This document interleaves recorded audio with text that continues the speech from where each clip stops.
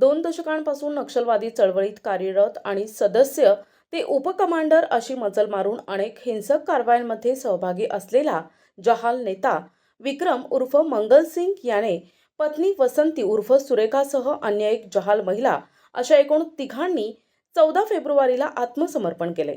त्यांच्यावर शासनानं 38 लाखांचं बक्षीस ठेवलं होतं।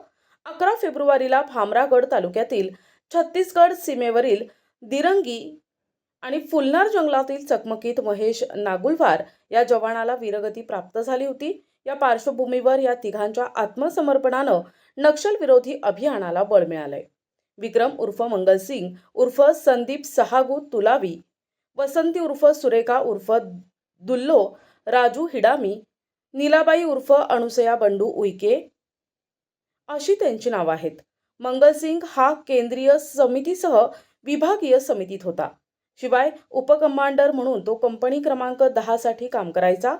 वसंती ही सी सेक्शन कमांडर म्हणून कंपनी क्रमांक 10 मध्ये कार्यरत होती, तर नीलाबाई उर्फ अनुसया ही विभागीय समिती सदस्य कुतुल दलम माड डिव्हिजन मध्ये होती। आत्मसमर्पणानंतर या तिघांना आता 15 लाखांचं बक्षीस मिळणार आहे।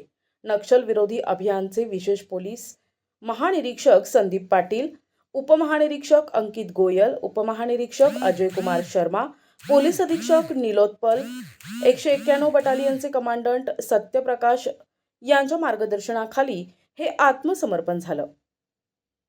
प्रतिनिधी भास्कर फरकडे, NTV न्यूज मराठी, गडचिरोली।